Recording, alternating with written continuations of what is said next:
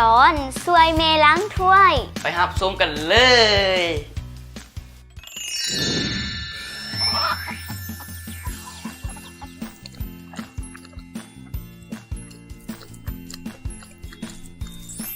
ภายหลังที่ได้กินข้าวแล้วแม่ได้บอกคำฮู้ไปล้างถ้วยซวยแม่คำล่าได้ยินแนวนั้นจึงมีความสนใจถามแม่ว่าแม่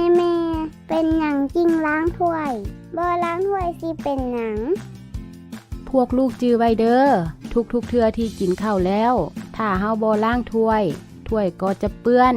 กินมันก็เปื้อนมีกลิ่นเหม็นแมงวันมาตอมแมงวันนำเอาพยาธิมาใส่เฮา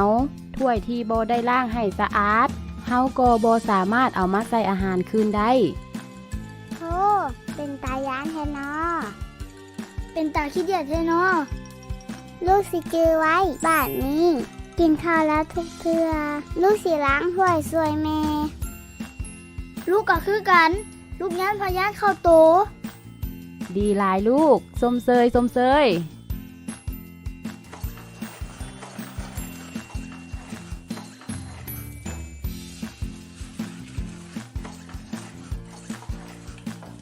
แม่ถ้วยคือมีหลายสีแท้มีแต่สิ่งงามพวกลูกฮู้บ่ว่ามีสีหยังแดลูกฮู้ลูกกะฮู้พอแล้วแม่ฮู้ว่าพวกลูกฮู้คำล่าเว้าดูว่าถ้วยมีสีหยังแน่ถ้วยน้อยสีเขียวถ้วยใหญ่สีขาวจานใหญ่สีฟ้าจานน้อยสีเหลืองแม่นบ่แม่แม่นแล้วลูกเก่งหลายคำล่าเก่งหลายคำล่าลูกนับบวงเบิงดูว่าบวงเฮามีจักก้านโดย1 2 3 4 5 6มี6ก้านเนาะแม่คำฮู้น้องนับบวงถูกบ่1 2 3 4 5อ้าวบ่ถูกมีแต่5ก้าน6ก้าน5ก้านไอ้นับมีแต่5ก้าน